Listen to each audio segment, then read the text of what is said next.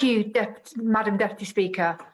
I am grateful for the Petitions Committee securing time in the Chamber to discuss the distressing but sadly prevalent issue of child sexual exploitation.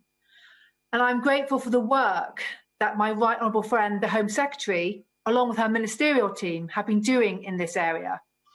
And I pay particular tribute to the member for Louth and Horncastle for her outstanding and unwavering work to secure justice for all victims of abuse.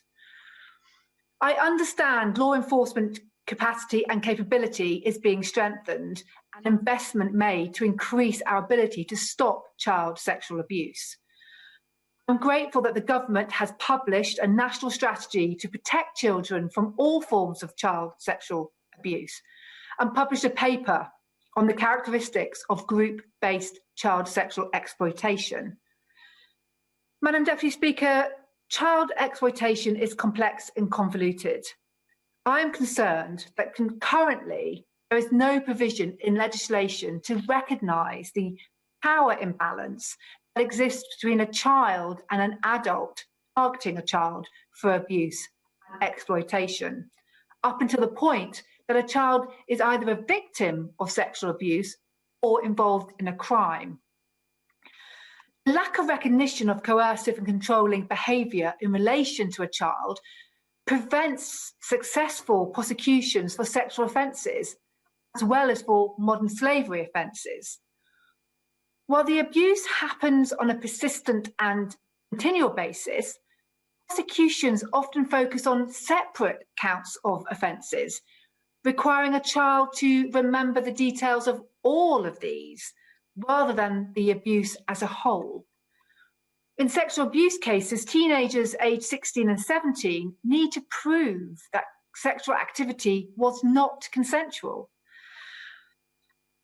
The definition of child sexual exploitation is aligned with the earlier definition of child prostitution in the Sexual Offences Act 2003 and does not reflect that children may be exploited due to the imbalance of power between a child and an adult.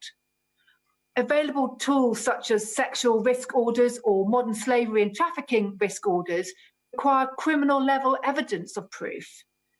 They also involve lengthy processes before they are even put in place, which can result in a child remaining in an exploitative situation or for the situation to escalate to abuse before action can even be taken. Children aged 16 and 17 are not being covered by the provisions of child abduction warning notices or for the purposes of online grooming offences. In light of these concerns, the Children's Society are therefore proposing the introduction of a new offence of coercive and controlling behaviours in relation to a child for exploitation purposes. And I do hope that ministers will consider the Children's Society's recommendations.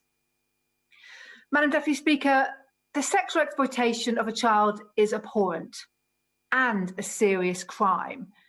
And working together, we can strengthen the law to hold perpetrators to account and provide their victims with the justice they deserve. Thank you. Thank you.